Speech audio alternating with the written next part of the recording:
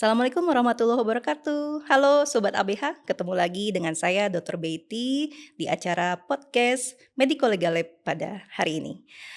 Pada kesempatan kali ini kita tentunya akan kembali bertemu dengan para narasumber yang spesial ya, karena podcast Medico Legal Lab selalu menghadirkan narasumber yang memang dibutuhkan oleh sobat-sobat ABH, terutama dengan terkait topik hukum kesehatan dan juga mediko legal.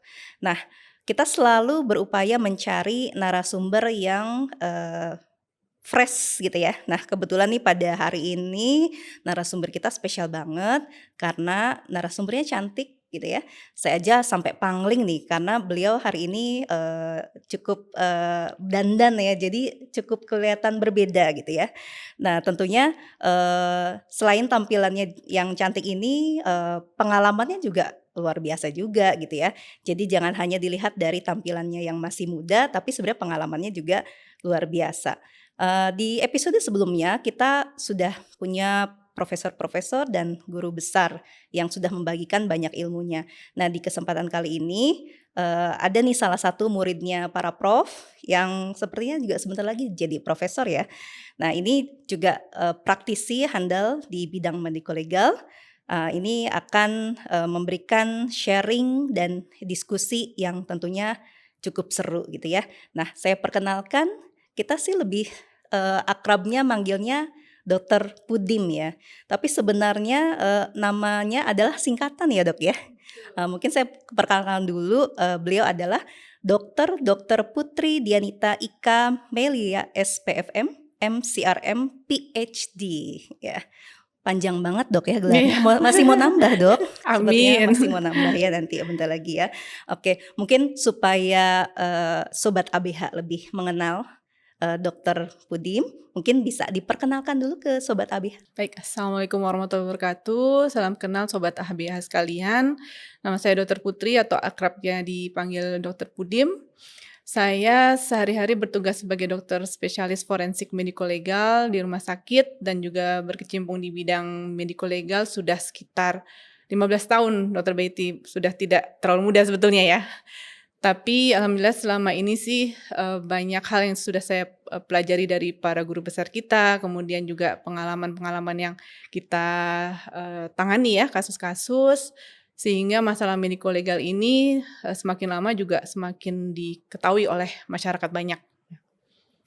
Ya, berarti rasanya sudah tepat ya Dok, meskipun tadi dokter bilang sebenarnya sudah lama pengalamannya, tapi kan kelihatannya masih awet muda nih Dok ya. Amin.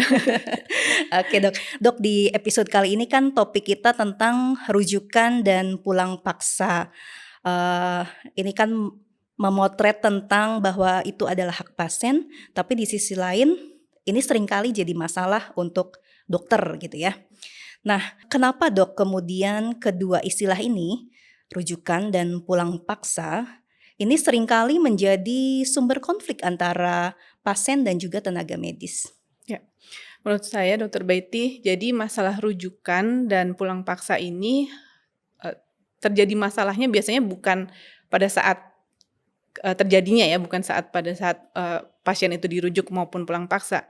Tapi apabila di kemudian hari terjadi sesuatu, misalnya pasien kemudian mengalami perburukan atau tidak mendapatkan penanganan yang tepat atau bahkan sampai meninggal dunia. Nah, di situ baru muncul masalah antara hak pasien untuk memutuskan nasibnya sendiri dengan masalah kewajiban dokter atau tenaga medis dan tenaga kesehatan untuk memutuskan apa yang terbaik bagi pasien tersebut gitu. Jadi antara pasien dan keluarga mungkin memahami bahwa itu adalah haknya, tapi di sisi lain ada juga kewajiban dari Named Nakes yang harus dilaksanakan, sehingga itu yang dianggap sebuah benturan ya, atau sebuah pertentangan antara hak dan kewajiban. Biasanya seperti itu. Berarti memang akan jadi masalah ketika endingnya nggak sesuai harapan gitu ya Dok ya? Iya, biasanya kan kalau pasien berobat tentu ada harapan ya mau sembuh atau mungkin mendapatkan penanganan yang optimal gitu ya sesuai dengan apa yang dia harapkan. Nah, kalau memang ternyata tidak sesuai, ya disitulah biasanya timbul masalah. Kan ini istilahnya sebenarnya agak nuansa negatif karena ada kata-kata paksa gitu ya, pulang tapi dipaksa gitu ya. Sebenarnya dari sudut pandang dokter sebagai praktisi mediko legal Dok ya, apa sih sebenarnya komplain yang cukup sering terjadi karena masalah pulang paksa ini? Ya. Jadi kalau menurut pengalaman saya memang ada suatu kondisi yang menurut pasien tidak cocok dengan apa yang diinginkan. Bisa misalnya pasien menginginkan untuk mendapat perawatan inap misalnya, tapi menurut dokter atau vaskes di mana tempat, pertama itu sebetulnya tidak cukup fasilitasnya sehingga harus dirujuk. Tapi pasien tidak mau atau sebaliknya pasien ingin sebetulnya dirawat di tempat lain, tapi menurut dokter dan rumah sakitnya di sini sebetulnya masih mampu. Nah, jadi ada komplain, ya ini kan sebetulnya nasib saya gitu ya, badan saya, ya apa yang saya inginkan tentunya harusnya saya bisa dapat gitu menurut pasien dan keluarga. Tapi, kemudian akan timbul komplain kalau ternyata ada hak-hak lain yang berbenturan dengan hak pasien tersebut. Misalnya hak dari dokter untuk melaksanakan profesinya, hak dari vaskes untuk kemudian bisa menetapkan aturan untuk si pasien itu supaya bisa dirawat dan sebagainya. Belum tentu, pasien itu setuju dengan apa yang direncanakan baginya. Apalagi kalau pasien tersebut misalnya menggunakan jaminan tertentu ya, baik itu JKN ataupun asuransi lain, ada lagi aturan-aturan yang harus diikuti. Jadi biasanya komplainnya itu muncul di situ.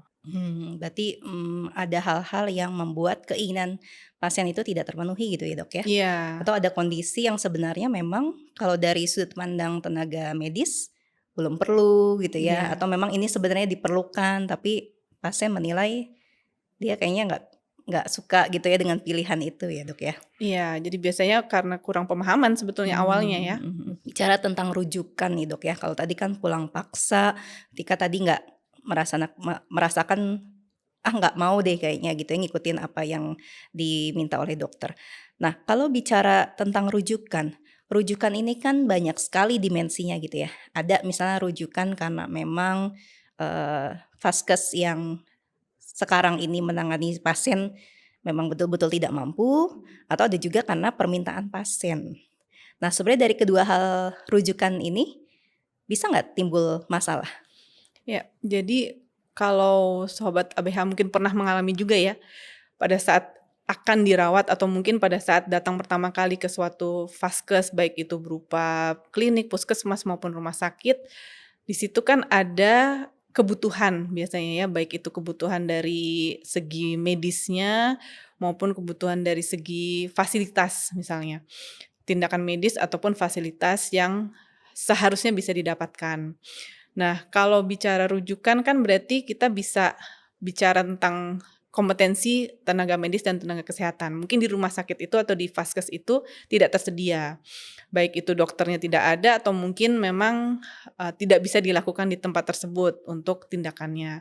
Kedua, masalah sarprasnya atau fasilitasnya, mungkin membutuhkan ICU, mungkin membutuhkan peralatan yang lebih canggih sehingga perlu dirujuk ke tempat lain. Nah, kalau misalnya memang secara real tidak ada padahal dibutuhkan, nah itulah yang kemudian harus disampaikan kepada pasien. Kenapa kok harus dirujuk gitu ya, bukan semata-mata karena misalnya dokternya tidak ada atau mungkin memang sarprasnya tidak tersedia, tapi bahwa memang itulah yang berdasarkan fakta medis dibutuhkan oleh pasien saat ini.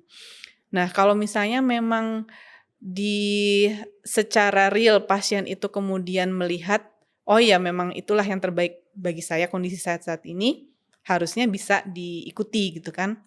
Nah, yang memang sering terjadi, pasien tersebut belum mendapatkan informasi yang lengkap, gitu. Kenapa sih kok harus dirujuk? Apakah memang karena tidak tersedia atau memang karena di sini tidak mau menangani lagi gitu ya, kadang-kadang karena mispersepsi yang seperti itu, gitu yang kemudian menimbulkan masalah. Oke, berarti, memang kunci di sini adalah komunikasi ya, Dok, ya? Iya, Oke, mhm, tapi Dok, kadang-kadang kita juga mengalami sulit ya untuk merujuk ya, apalagi misal dari vaskes yang, eee, tadi yang kata dokter mungkin dari segi kompetensi dokternya ataupun sarana prasarannya tuh nggak memadai untuk menangani pasien, nah itu kan harus nunggu ya Dok, mmm, nunggu melalui komunikasi rujukan seperti Sysrute gitu. Nah, itu kan seringkali membutuhkan waktu gitu ya. Mmm, Nah, itu gimana tuh Dok ngadepinnya? ya. Memang, di sini juga tidak terlepas dari sebetulnya pasien ini bisa memahaminya seperti apa untuk penjelasannya. Pertama memang penjelasan dari segi medisnya. Kalau memang dari dokter, named, nakes sudah menjelaskan medisnya, kemudian pasien masih tetap ingin dirujuk secepat mungkin gitu ya. Berarti perlu juga penjelasan dari segi sistem dan manajerial. Jadi bukan hanya dari segi medis semata, bukan hanya tanggung jawab dokter dan perawat gitu ya, tapi juga penjelasan dari segi manajemennya gitu. Biasanya juga perlu manajemen itu turun tangan menjelaskan bahwa tidak semudah itu untuk merujuk misalnya ya. Yang dibutuhkan itu fasilitasnya apa, kemudian juga mungkin, vaskes yang dituju itu apakah memang tersedia atau penuh gitu ya. Kadang-kadang kan kalau terutama mencari ICU itu kan tidak mudah ya. Walaupun misalnya di kota besar sekalipun seringkali ICU juga penuh gitu. Nah, jadi penjelasan itu harus lengkap gitu, bukan hanya dari segi medisnya bahwa pasien perlu dirujuk, tapi bahwa memang cara mencari rujukan atau prosedurnya itu juga ada gitu.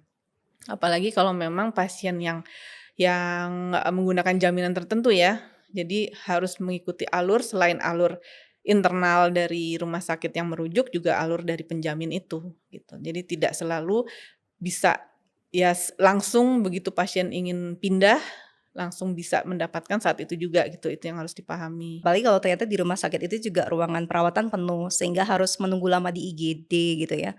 Nah, dari fenomena ini, menurut dokter, apakah kemudian masyarakat lebih sering melihat ini fenomena rujukan ataupun pulang paksa ini sebagai hak pasien, sementara dari segi, sudut pandang tenaga medis atau kesehatan, ini adalah sebenarnya masalah medis gitu, sehingga terkesan ada tarik-menarik gitu di sini. Seperti apa itu, Dok? Antara semua hak dan kewajiban itu, ya itulah kadang-kadang memang tarik-menariknya ya, yang mana yang kemudian bisa kita penuhi haknya, tanpa juga harus terlalu mengorbankan hak dari yang lain-lainnya tadi. Termasuk juga hak dan kewajiban dari vaskes gitu tadi untuk bisa menerapkan aturannya dan juga bisa mendapatkan haknya gitu. Nah, yang memang menjadi sulitnya adalah bagaimana cara menyampaikannya kepada pasien, apalagi kalau pasiennya itu kan memang sudah dalam kondisi yang kesakitan ya atau, membutuhkan pertolongan segera gitu. Nah, jadi bagaimana supaya pasien itu bisa memahami kondisi, bukan cuma kondisi dirinya, tapi juga kondisi yang tadi berlaku di vaskes, di masalah rujukan, dan bagaimana itu juga bisa tersampaikan kepada keluarga biasanya ya, kalau untuk pasien yang terutama yang gawat kan biasanya yang, berperan besar juga keluarga, gitu. Tarik-menariknya di situ. Oke, kalau dilihat dari area layanan ya, Dok, ya, paling banyak ini di mana, Dok, terjadi masalah komplain tentang rujukan ataupun pulang paksa? Paling banyak biasanya sih di IGD memang ya, di mana pasien itu memang datang sudah dalam kondisi yang berat, bahkan seringnya juga tidak sadar gitu ya. Jadi memang keluarga biasanya ikut, ikut turut memutuskan, turut berdiskusi, dan turut memiliki hak jadinya ya kalau pasien itu sendiri sudah tidak cakap untuk memutuskan. Nah, biasanya juga kalau di kondisi gawat darurat di IGD gitu ya, juga masalah tadi prioritas siapa yang kemudian bisa mendapatkan fasilitas ICU, masalah perawatan yang intensif. Kemudian juga kalau mau merujuk tidak mudah biasanya kalau kondisinya berat gitu ya. Jadi biasanya sih di situ yang paling banyak. Paling banyak potensi terjadi masalah ya, Dok, kalau Iya, IGD itu ya? iya, Jadi dia wajah dari rumah sakit yang mhm, memang ya di situ semua numpleknya ya, Dok? iya, Dok, tadi kan dokter sampaikan ada peran-peran, dari, rumah sakit gitu ya. Ada nakes, named, dan juga tadi ada manajemen. Nah, seringkali nih kalau teman-teman suka cerita gitu ya, kan kita bicara di lokus IGD gitu. Nah, di IGD itu kan tidak selalu manajemen itu hadir 24 jam kan, Dok? Yang hadir 24 jam kan staf medis dan juga nakes. Sementara mereka sudah hektik juga nanganin pasien, tentunya lumayan exhausted ya, cukup lelah, dan ketika harus kemudian menjelaskan gitu, tentu mereka mungkin ada rasa terbatas. Nah, sebenarnya kehadiran dari, manajemen rumah sakit dalam hal ini tuh seperti apa ya, Dok? Ya. Kalau memang kondisinya, crowded ya, terutama yang setting IGD. Nah, di situ yang biasanya diterapkan kan ada semacam manager on duty, ya. Jadi entah itu dokter yang senior atau memang, perawat yang memang bertanggung jawab di IGD, yang penting berfungsi sebagai perwakilan dari manajemen atau direksi biasanya. Nah, disitulah perannya untuk mendukung atau mensupport Named Nakes, supaya memang bisa melaksanakan tugasnya dengan baik. Selain tadi masalah supporting, penjelasan ya, atau masalah mekanisme rujukan maupun masalah, pulang paksa, yang paling sering juga berperan itu kan penjelasan masalah penjaminan kalau di IGD, gitu. Sebetulnya hak dan kewajiban pasien tadi, baik itu terkait dengan perawatan, rujukan, kemudian aturan kalau mau pulang juga seperti apa, nah biasanya di situ perannya cukup besar. Jadi tidak ditibankan kepada dokter atau perawat yang memang sudah, memiliki peran tersendiri untuk memberikan pelayanan medis yang sebaik-baiknya, gitu ya. Berarti sebenarnya harus ada ya, bagian dari manajemen yang juga hadir di IGD ya, Dok, ya, untuk menangani Iya. masalah-masalah, terkait rujukan ataupun pulang paksa ini ya, Dok? Iya, bukan cuma di IGD sih memang, jadi biasanya di seluruh lingkungan rumah sakit itu ya, seperti itu. Jadi sebagai perwakilan manajemen yang memang 24 jam hadir. Ya, pada akhirnya kita bicara masalah, lingkungan kerja apakah memang suportif untuk Named Nakes ya. Artinya betul ada kewajiban untuk memberikan pelayanan yang sebaik-baiknya, tapi di sisi lain mereka juga harus disupport untuk bisa memberikan pelayanan tersebut gitu. Karena kan apalagi kalau memang setting IGD ya, yang memang sudah banyak sekali pasien, banyak sekali masalah, kemudian emosi juga memang biasanya tinggi gitu. Nah, jadi di situ yang biasanya, sangat rentan masalah apalagi kalau komunikasinya itu tidak lancar ya. Kalau misalnya dokternya merasa memang sudah banyak, pasien, kemudian tidak ada waktu untuk menjelaskan dengan rinci, apalagi menjelaskan sampai ke masalah prosedural gitu ya. Perawat juga demikian. Nah, di situlah biasanya memang gudangnya masalah gitu. Makanya karena gudang masalah, harusnya secara struktur juga lebih, lengkap ya, Dok, ya, yang Iya, menghadapi di situ ya? iya, Oke, Dok, kita sedikit, mungkin, balik ke tadi dokter sudah jelaskan tentang hak, ada hak dan ada kewajiban gitu ya, di mana ada hak pasti ada kewajiban gitu ya. Nah, Dok, mungkin bisa dijelaskan ke para sobat ABH yang lagi mendengarkan kita, secara sederhana, Dok, apa aja sih hak pasien terkait rujukan dan pulang dari rumah sakit? iya. Jadi sebetulnya kalau hak pasien itu sendiri kan intinya ada 3. Pertama hak atas informasi, kemudian hak atas pelayanan kesehatan atau pelayanan medis. Yang ketiga itu hak untuk rahasia kedokteran atau kesehatan. Nah, untuk rujukan dan pulang paksa ini biasanya yang terkait yang 2 pertama tadi ya, hak untuk informasi dan hak untuk mendapatkan pelayanan kesehatan atau kedokteran. Nah, yang menurut saya yang terpenting itu kalau dalam hal mencegah masalah ya, itu yang pertama gitu, untuk hak untuk informasi. Artinya sebelum dokter itu atau Named Nakes itu menyampaikan, apa sih alasan dirujuk, kemudian kenapa kok sudah boleh pulang atau sebaliknya tidak boleh pulang dulu harus dirawat inap tapi pasien ingin pulang. Informasi yang lengkap itu merupakan hak terpenting untuk si pasien maupun keluarga. Dan kembali lagi ke tadi, bukan cuman informasi tentang medisnya gitu ya, keperluannya apa atau diagnosisnya apa, perlu tindakan apa, tapi juga informasi masalah prosedural, masalah sebetulnya hak dan kewajiban pasien itu sendiri apa. Dan hak atau kewajiban itu kan juga bukan hanya bisa disampaikan lisan ya, tapi sebetulnya dari segi, memudahkan informasi itu sebetulnya bisa misalnya dipasang di banner atau ditempel di dinding gitu ya, supaya dari awal pun pasien atau keluarga itu bisa membaca. Walaupun kalau di kita mungkin budaya membaca belum terlalu Iya, ini sepertinya ya, agak susah ya, Dok, ya? masih lebih ke lisan untuk Iya. dijelaskan, tapi setidaknya hak untuk informasi itu sudah dipenuhi gitu. Jadi kalaupun misalnya ada yang masih kurang jelas mungkin perlu penjelasan lebih dalam, tapi hak-hak yang awalnya atau hak-hak dasar itu yang sesuai regulasi sudah ada. Nah, disitulah yang kemudian dari pasien atau keluarga itu bisa memahami haknya apa saja dan sebaiknya juga kewajibannya apa saja gitu tadi yang kemudian harus bisa disesuaikan dengan situasi waktu itu ya. Apa sih sebetulnya kebutuhan pasien, apakah kebutuhan itu bisa dipenuhi sesuai dengan hak dan kewajibannya masing-masing. Iya, tadi dokter bilang, ya bagaimana kemudian kita menyampaikan gitu ya. Nah kadang-kadang Dok, kalau kita sudah menyampaikan, berupaya nih dengan lengkap gitu ya, ujungnya nanti kalau ada masalah, kemudian dituntut dengan alasan nggak ada penjelasan gitu ya. Mmm, Meskipun mungkin dokumen mhm, kita udah lengkap gitu ya. Dari segi kan tadi kita bicara hak, berarti kita sekarang bicara kewajiban. Nah, gimana supaya kewajiban dari pihak, dokter ataupun rumah sakit ini bisa kuat gitu Dok, bahwasanya, untuk memenuhi hak pasien yang tadi, rumah sakit udah melakukan kok kewajibannya gitu. ya.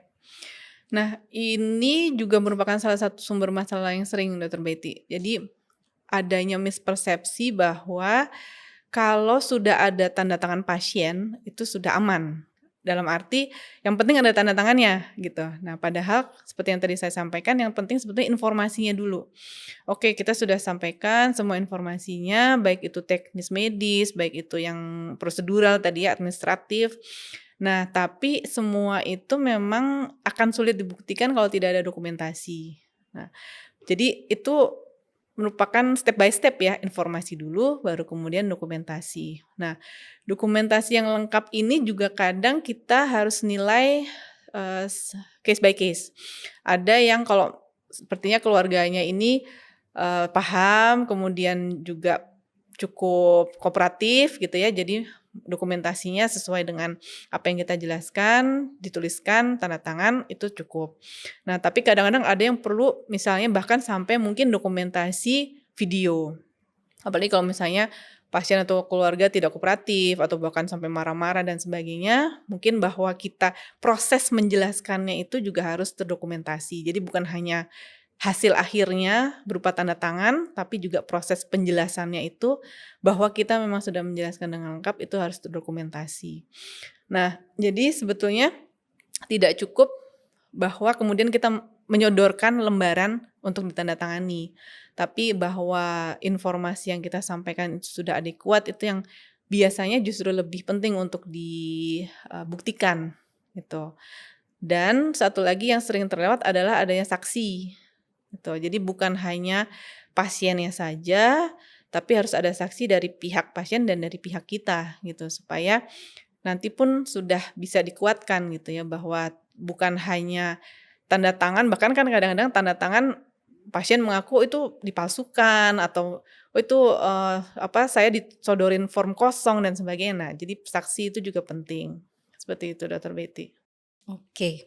Nah Dok, kaitan dengan pulang paksa ya. Nah, seringkali kan tadi, kondisi, penjamin atau asuransi gitu ya, membuat pasien harus menunggu untuk mendapatkan giliran rujukan katakanlah gitu ya. Nah kadang-kadang ada semacam usulan gitu ya, justru misalnya lebih cepat dapat kalau dia pulang paksa terus nanti datang ke rumah sakit rujukan lewat IGD. Ini fenomena yang menarik sebenarnya ya dan ini beberapa kasus, bisa ditemukan. Nah, kalau dari hal seperti ini, bagaimana sih kemudian, si dokter dalam hal ini yang mendorong itu terjadi gitu ya? Apakah kemudian dari segi kewajiban dia sebagai dokter untuk menilai apakah ini memang perlu dirujuk atau belum layak pulang gitu ya, atau tadi karena kondisi, sulitnya rujukan, apakah bisa dibenarkan, Dok? Kalau dari segi, eee, etika ya, artinya dari segi etika profesinya, kemudian disiplin profesi, tentunya Named Nakes itu ya berpegangan pada standar. Kalau memang hasil pemeriksaannya, kemudian apa yang kemudian menjadi indikasi tindakan itu sudah sesuai dengan standar profesi dan etika, tentunya fenomena seperti itu seharusnya tidak ada. Tapi memang kadang-kadang saking apa ya, mungkin ada kondisi-kondisi yang sebetulnya ini nggak gawat-gawat banget, tapi pasiennya sendiri sebetulnya sudah lama sekali menunggu. Apalagi seperti kondisi-kondisi keganasan yang kalau semakin lama ditunggu ya mungkin akan semakin parah gitu ya, kanker-kanker yang mungkin semakin lama antriannya, ya nanti untuk terapinya sendiri atau kondisi pasien sendiri semakin memburuk.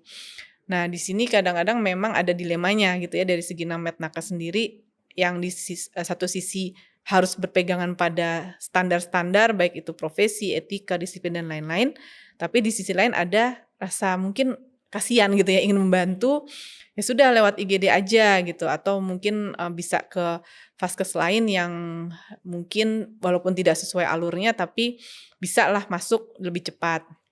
Nah, jadi sebetulnya kalau untuk istilahnya mencegah masalah hukum di kemudian hari, ya ada prosedur-prosedur yang memang istilahnya, alurnya masih tetap bisa diikuti, asalkan memang sesuai standarnya tadi, bisa dipertanggungjawabkanlah secara profesional.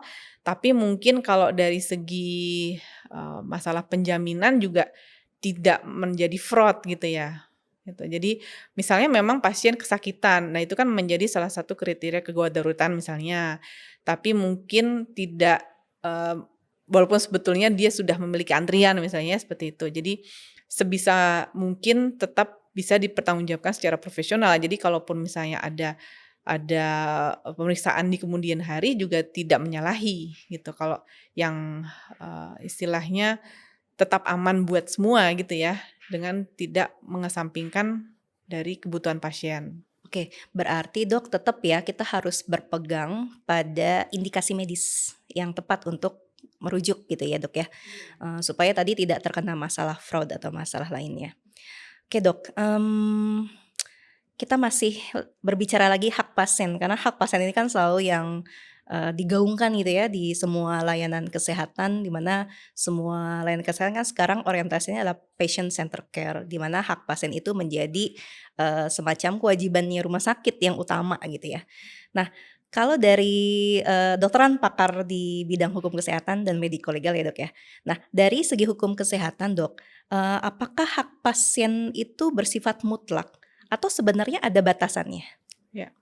Jadi Dokter Betty dan Sobat ABH, yang namanya hak itu, hak seseorang itu pasti kan berbatasan dengan kewajiban dirinya sendiri maupun hak dan kewajiban dari pihak lainnya. Nah, jadi kalau secara, teks, secara mungkin regulasi ya seperti mutlak gitu ya hak pasien bahwa dia punya hak 1, 2, 3, 4 dan seterusnya. Tapi secara kontekstual tentunya tidak mutlak, dalam arti harus kita lihat sebetulnya situasi apa yang dihadapi, jadi konteksnya seperti apa. Contohnya tadi, dia memang memiliki hak untuk menentukan apa sih tindakan yang terbaik untuk dirinya gitu ya. Tapi tentunya berbatasan dengan kewajiban pasien itu sendiri untuk mematuhi semua ketentuan yang berlaku di sebuah vaskes misalnya. Kemudian juga, berkaitan dengan kewajibannya untuk mengikuti prosedur dari penjamin, misalnya itu yang paling simpel. Kemudian juga berbatasan dengan hak dokter untuk melaksanakan profesinya dengan sesuai standar.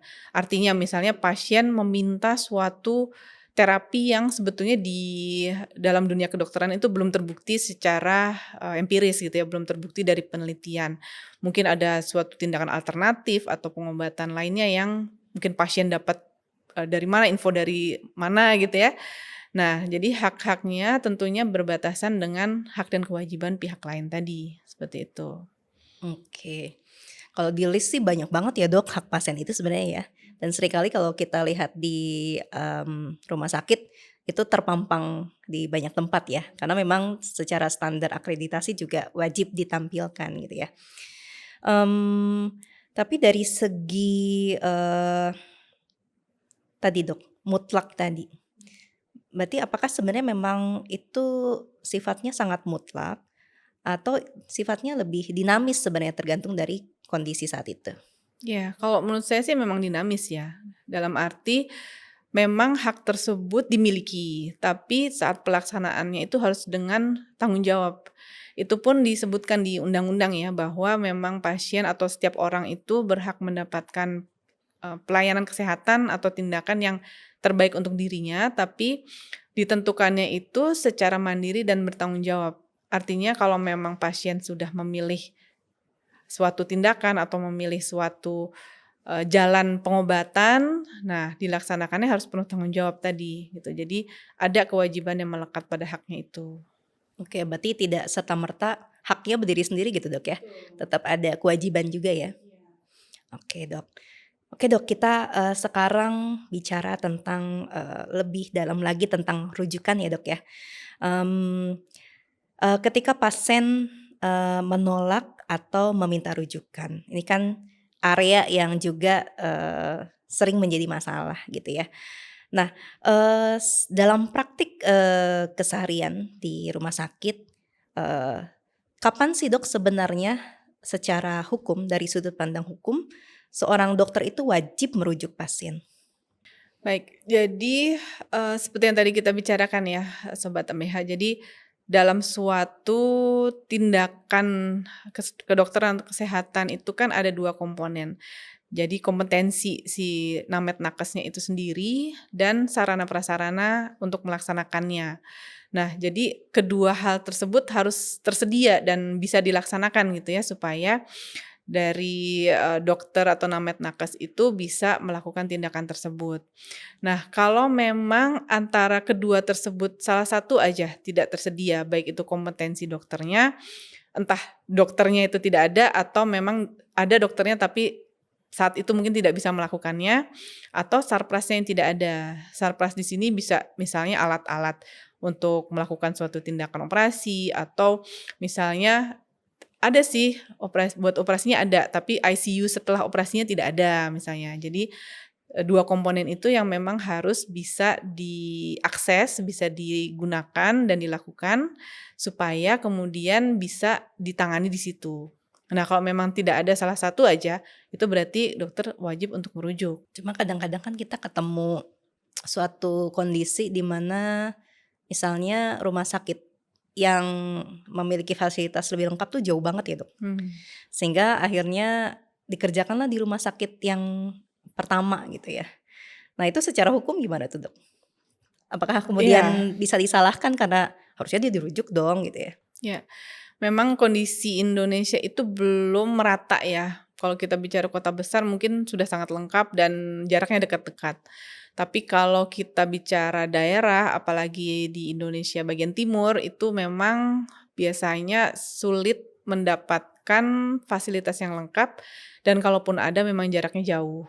Nah, di saat seperti itu kita nilai dulu apakah memang kondisi yang dialami pasien termasuk gawat darurat atau tidak gitu ya. Apakah memang masih bisa untuk ditunggu untuk dirujuk dengan segala, konsekuensinya dalam arti mungkin harus menunggu, harus melalui perjalanan jauh dan sebagainya, atau memang memerlukan tindakan segera. Nah, kalau memang memerlukan tindakan segera tidak bisa dirujuk, tidak, dalam arti mungkin kondisi pasiennya yang tidak memungkinkan atau mungkin kalau misalnya dirujuk perjalanannya itu justru menambah risiko, berarti itu juga harus dijelaskan secara lengkap kepada pasien dan keluarga, bahwa dengan segala keterbatasan kondisi, maka yang bisa dilakukan saat ini adalah ditata laksana di vaskes yang setempat, ya dengan risiko juga ABCDE gitu. Jadi kita timbang-menimbang mana risiko yang lebih berat, antara mau merujuk atau kita tangani di vaskes yang sekarang ini gitu. Dan informasi itu kadang memang tidak mudah untuk disampaikan ya, karena ya pasien kan tentunya ingin yang terbaik gitu. Tapi kalaupun memang tidak bisa, ya tidak ada akar rotan jadi. Balik ya. Iya, tapi kadang-kadang, Dok, ya, keluarga pasien tuh menilai, kok ini nggak dirujuk-rujuk gitu ya, padahal udah dijelasin misalnya di rumah sakit, tersebut memang nggak bisa dilakukan gitu ya. Iya, Udah dijelasin misalnya seperti yang dokter sampaikan tadi bahwa ini tidak transportable, nggak iya. mungkin dirujuk dengan transportasi karena kondisi pasien. Tapi Kemudian akhirnya keluarga menyalahkan karena, "Oh ini terjadi perburukan karena nggak cepet-cepet dirujuk." Posisi hukumnya gimana tuh, Dok? Kalau bicara posisi hukum, tentunya tadi kita balik lagi bicara hak dan kewajiban gitu. Dari hak pasien untuk menerima informasi yang lengkap dibandingkan dengan kewajiban dokter untuk memberikan tata laksana medis yang memang sesuai standar. Nah, kalau kita bicara dua hal tersebut, maka setelah dokter memang memastikan apa sih sebenarnya kebutuhan pasien saat ini ya, dari segi medisnya, dari segi sarana prasarana, sampai ke masalah perawatan.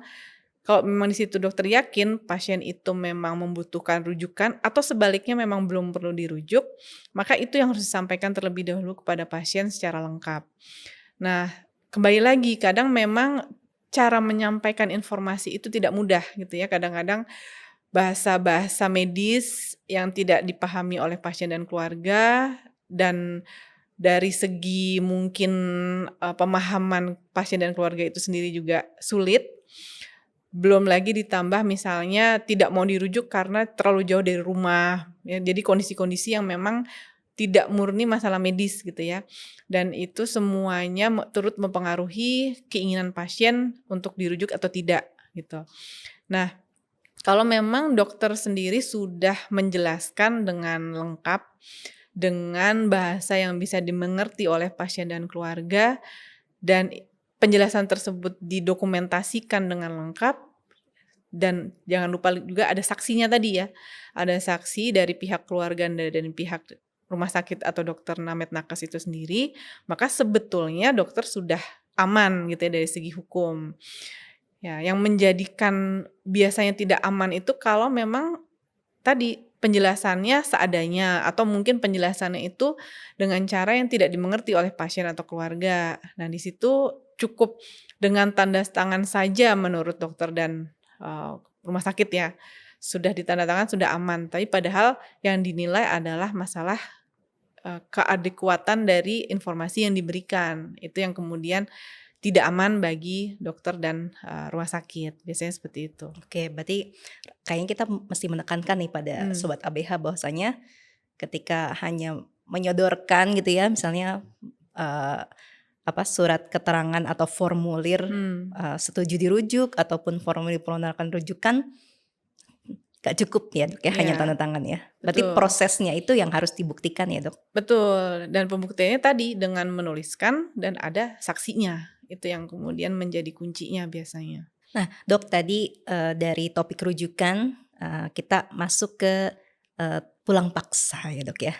Tadi di awal kita sudah, sedikit ngobrol tentang pulang paksa, di Mmm, mana kata-kata paksa nih kayaknya konotasinya mhm negatif ya. mhm, Tapi pada beberapa situasi kadang-kadang justru kayak semacam blessing in disguise ya untuk tenaga medis sama rumah sakit, karena seolah-olah nih kalau sudah pasien minta pulang paksa atau keluarga pasien minta pulang paksa, berarti semua resiko itu mereka tanggung sendiri, gitu ya, Dok, ya. mhm. Nah, apakah memang, kemudian ini dianggap ya udah kan itu hak pasien, biarin aja kan mereka pengen haknya dipenuhi gitu ya. Mhm. Nah, secara hukum apakah ini sepenuhnya bisa dibenarkan? Ya, jadi kalau bicara masalah pulang paksa atau mungkin secara lebih netralnya ya, pulang atas permintaan sendiri gitu ya, pulang APS biasanya. Nah, di sini memang untuk kemudian memutuskan untuk pulang itu adalah hak dari pasien atau keluarga. Nah, tapi proses menuju keputusannya itu yang menjadi tanggung jawab dari Named Nakes dan rumah sakit. Artinya bagaimana pasien dan keluarga itu bisa memutuskan untuk pulang dengan informasi yang lengkap. Jadi kembali lagi kepada informasinya tadi. Apa sih sebetulnya, tujuan untuk perawatan atau tujuan untuk dirujuk. Kemudian apa sih sebetulnya yang bisa diharapkan outcome-nya dari perawatan tersebut. Kemudian risikonya, kalau memang tidak dilakukan, kalau misalnya pasien pulang saat ini, apa risikonya bagi pasien? Nah, itu yang kadang tidak tersampaikan dengan jelas, dokter, Named Nakes, rumah sakit tetap bertanggung jawab atas pelayanan yang sudah diberikan sampai titik itu. Jadi semua pemeriksaan, semua anjuran-anjuran, kemudian mungkin ada obat yang sudah sempat diberikan, nah itu tanggung jawabnya tetap ada di situ, sampai kemudian disampaikan informasi yang lengkap atas alternatif, risiko, komplikasi, dan lain-lain yang mungkin bisa dihadapi oleh pasien kalau memang memutuskan pulang sebelum dianjurkan. Nah, Oke. seperti itu. Nah, mungkin, kita perlu tahu nih ya, Dok, ya, dari pengalaman dokter, kesalahan apa sih yang sering terjadi saat dokter, kemudian mengizinkan atau sebenarnya bukan nggak ngizinin sih ya, Dok, ya, tapi, eee, tetap beresiko ketika pasien itu pulang paksa atau tadi pulang atas permintaan sendiri. Apa kesalahan-kesalahan yang sering dilakukan? Jadi yang paling sering ya saya temukan itu kalau kemudian timbul masalah hukum di kemudian hari adalah tidak lengkapnya dokumentasi atas penjelasan yang diberikan. Jadi seringkali itu pasien tanda tangan atau mungkin keluarga tanda tangan, tapi formnya kosong atau, tidak lengkap diisi atau mungkin cuman tulisan-tulisan singkat gitu ya yang bahkan kadang tidak terbaca gitu ya, ini sebetulnya penjelasannya apa. Nah, jadi yang menjadikan posisi dokter Named Nakes dan rumah sakit itu lemah, memang biasanya masalah dokumentasinya. Mungkin memang sudah dijelaskan gitu, tapi secara terdokumentasi itu kurang. Nah, jadi kadang bahkan masalah, edukasi, apa sih yang harus dilakukan pada saat sudah pulang, apa saja tanda bahaya yang harus, pasien itu segera kembali, itu nggak ada penjelasannya, biasanya seperti itu. Pokoknya begitu pasien sudah memutuskan untuk pulang, seperti terputus di situ, gitu. Itu yang biasanya paling menjadikan posisi Named Nakes dan rumah sakit itu lemah. Padahal tadi tetap harus ada penjelasan Betul. tentang, kondisi kalau terjadi kedaruratan di rumah gitu ya, Dok, ya, atau Iya, di perjalanan iya. misalnya. Berarti kan itu tidak memutus kewajiban rumah sakit untuk memberikan edukasi ya, Dok, ya? Betul, betul. Justru di situ justru makin penting edukasi yang lengkap di situ, gitu. Karena ya tindakan medis yang seharusnya dilakukan tidak bisa dilakukan, tapi setidaknya edukasi untuk ke depannya seperti apa, nah itu yang kemudian harus tetap diberikan. Oke.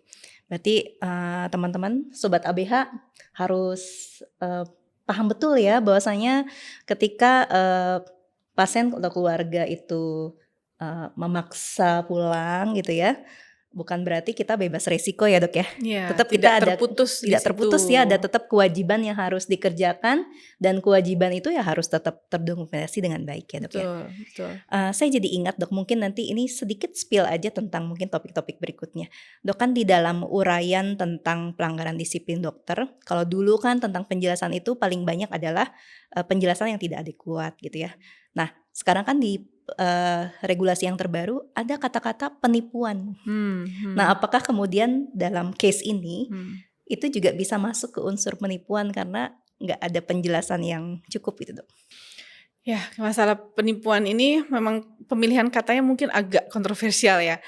Apa benar gitu misalnya ada dokter Named Nakes rumah sakit sengaja menipu gitu ya. Tapi mungkin kalau kita kembalikan ke informasi, nah apakah informasi yang diberikan oleh Named Nakes rumah sakit itu sudah dipahami secara betul gitu ya oleh pasien dan keluarga, kemudian apakah ada mispersepsi atau tidak gitu ya. Dan apakah adanya mispersepsi tersebut dikoreksi atau tidak oleh, dokter dan Named Nakes dan rumah sakit. Mungkin itu yang bisa kita, pahami sebagai ya bukan penipuan ya, tapi sebagai mispersepsi yang kemudian menimbulkan masalah hukum di kemudian hari. Misalnya kalau dari segi dokter Named Nakes sudah menjelaskan, kemudian dari pasien memahaminya itu sebagai sesuatu yang keliru. Entah itu misalnya, oh ternyata, harapannya menjadi lebih tinggi gitu ya. Nah di situ mungkin yang bisa kita, waspadai sebagai sebuah penipuan dalam arti ada sesuatu, harapan atau ada suatu, persepsi yang tidak sesuai dengan kenyataan. Mungkin seperti itu ya Dokter Betty? Nah, itu cara ngeceknya, Dok. Kan kita udah jelasin nih ke pasien, keluarga gitu ya, kita udah dokumentasi juga, tapi kan kadang mereka bisa, counter gitu ya, nggak pernah tuh kasih penjelasan, "Oh, kami nggak ngerti," gitu ya. Nah, gimana sebenarnya cara, untuk memastikan bahwa sebenarnya pasien dan keluarga tuh sudah mengerti atas penjelasan yang diberikan. Ya. Nah, ini juga menjadi salah satu hal yang sering terlewat ya oleh Named Nakes dalam memberikan penjelasan gitu. Jadi sudah diberikan penjelasan panjang lebar dari mulai alternatif sampai risiko komplikasi, tapi tidak ditanya kembali sebetulnya yang dipahami pasien itu apa gitu. Jadi yang paling mudah ya kita tanya atau kita coba minta ceritakan kembali. Bapak tadi yang saya jelaskan, coba bisa diceritakan kembali dengan kata-kata Bapak sendiri, misalnya seperti itu ya. Apakah memang sudah sesuai dengan yang dijelaskan tadi, gitu. Kalau memang ternyata ada yang kurang pas atau bahkan sampai sama sekali keliru gitu ya, jadi kan di situ bisa kita koreksi. Nah, kalau misalnya memang agak sulit mungkin ada kendala, kognitif ya, kalau misalnya pasiennya misalnya ada kepikunan dan sebagainya, ada demensia, atau dari maaf kalangan yang pendidikannya kurang, baik gitu ya. Jadi bisa kita cek dengan mungkin gambar, dengan peraga gitu. Jadi yang penting persepsinya itu sudah sama gitu ya. Termasuk dalam konteks rujukan dan, pulang atas permintaan sendiri ini. Apakah memang risikonya itu komplikasi yang mungkin sudah dipahami secara tepat gitu oleh pasien dan keluarga. Itu harus kita cek juga. Oke, sepertinya kalau bicara tentang, pemahaman ya memang cukup dinamis ya, Dok, ya, tergantung dari pasien itu sendiri ya, ataupun ya faktor dari keluarga juga. Tapi ada nggak sih, Dok, langkah yang sederhana? Karena kan teman-teman tuh pasti juga ya ada sedikit kekhawatiran gitu ya, bahwasanya di era sekarang banyak juga permasalahan yang muncul dari, 2 kondisi ini gitu ya. Ada nggak sih, Dok, langkah yang paling sederhana, yang bisa dilakukan agar, dokter ataupun mungkin khususnya dokter ya, karena biasanya yang rujuk itu kan dokter ya, supaya tidak bermasalah secara hukum, dalam menghadapi kasus yang memang memerlukan rujukan ataupun kondisi di mana pasien atau keluarga, meminta pulang atas permintaan sendiri? Mhm. Ya kalau dikatakan sederhana sebetulnya ya susah-susah gampang ya. Artinya memang apa yang kita sampaikan itu dituliskan dan disaksikan. Ya, kembali ke dua hal tersebut. Kita perlu tuliskan itu yang kadang agak sulit menentukan ya, seberapa banyak yang harus kita tuliskan gitu. Apakah memang sampai harus berlembar-lembar atau seperti apa? Nah, itu juga akan sangat tergantung dari pasien, keluarga dan situasi yang kita hadapi. Memang kalau bicara, kasus yang memerlukan rujukan atau kasus yang memang pulang atas permintaan sendiri, nah itu justru 2 kondisi yang menurut saya, dokumentasi itu harus super lengkap. Mungkin jadinya seperti agak parno gitu ya, jadi berlebihan gitu. Tapi memang kalau kondisi-kondisi yang rujukan dan pulang paksa itu kan memang bukan kondisi di mana, pelayanan kesehatan itu berjalan smooth gitu ya, memang banyak, yang mempengaruhi. Sehingga dokumentasi memang harus benar-benar diperhatikan oleh teman-teman semua. Oke. Nah, berarti, Dok, kan nggak bisa nih hanya dokter sendiri atau hanya, nakesnya sendiri dalam hal penanganan rujukan ini ya, Dok, atau tadi, menghadapi situasi, permintaan pulang paksa gitu ya, Dok, ya.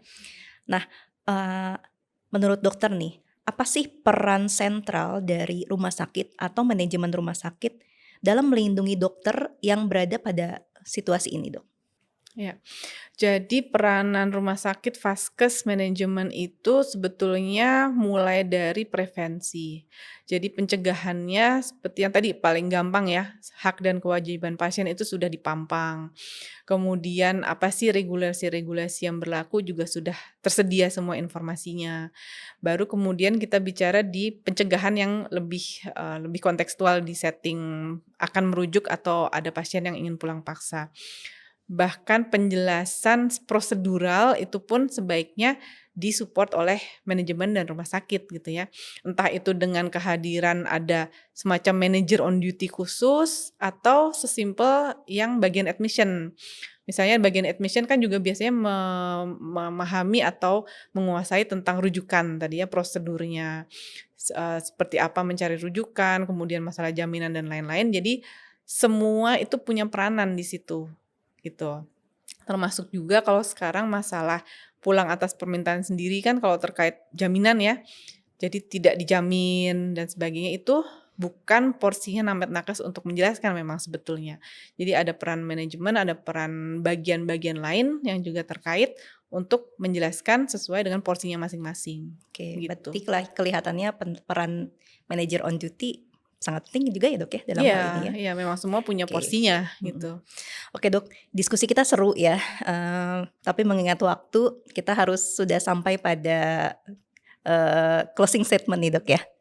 Mmm, Kira-kira Dok dari Dokter Putri, ada hal penting apa yang kita bisa dapatkan, dari diskusi kita kali ini untuk bisa disampaikan kepada para sobat ABH, para tenaga medis dan kesehatan, khususnya terkait hak dan kewajiban, pasien gitu ya, sesuai di mana judul kita kan tadi bicara tentang rujukan dan pulang paksa. Baik, jadi Sobat ABH kalau menurut saya dalam hal pulang paksa ataupun rujukan ini, bukanlah masalah, siapa yang menang ya, antara hak dan kewajiban pasien dan hak dan kewajiban dokter atau nakes dan rumah sakit, tapi bagaimana supaya ada kesamaan persepsi dari pasien, keluarga, nakes dan rumah sakit, agar pasien itu bisa menentukan yang terbaik bagi dirinya dan penuh tanggung jawab. Dan jangan lupa yang terpenting adalah dokumentasi atas informasi yang adekuat tadi. Tanpa adanya dokumentasi dan tanpa informasi yang adekuat, tentunya jadi pasien itu tidak bisa menentukan sebetulnya apa sih yang terbaik bagi dirinya. Seperti itu Dr. Betty. Oke, seru ya Dok ya. Mhm. Padahal kita baru bicara kayaknya topik yang baru sedikit tapi banyak ya yang dibahasnya ya Dok ya. Sebetulnya banyak sekali. Banyak sekali ya. Oke, Sobat HPS seru banget ya topik, kita pada kali ini. Diskusinya juga tadi banyak hal-hal praktis yang bisa, Sobat ABH mulai kerjakan juga gitu ya, mulai juga dilihat di rumah sakitnya apakah komponen-komponen penting terkait untuk perlindungan dari segi perlindungan hukum, jika menghadapi kasus, rujukan ataupun pulang paksa ini ternyata nggak bisa disepelekan gitu ya, karena tadi dampaknya bisa serius kalau ini tidak disikapi atau dipahami dengan baik gitu ya. Apalagi tadi khususnya, terkait kelengkapan dokumentasi dan, juga, kebenaran dari bahwa prosesnya itu sudah dilakukan gitu ya. Artinya saksi-saksi yang untuk menguatkan bahwa betul proses itu sudah dijalankan dan semua sudah sesuai dengan indikasi medis. Mmm Saya mau mengucapkan terima kasih banyak untuk narasumber kita Sama-sama. Dokter Putri, mudah-mudahan sih nggak kapok ya Dok ya. Soalnya tadi kita, ada topik tersendiri terkait, pelanggaran disiplin yang sebenarnya menarik untuk nanti kita bahas lebih lanjut ya Dok. Iya, Nanti mungkin kita bisa ketemu lagi di, podcast seri berikutnya. insya Jangan Allah. bosan ya Dok kalau Iya, kita undang lagi? ya apalagi diajak ngopi. Iya seru. Ini nanti kopinya silahkan diminum ya Dok Iya. setelah ini.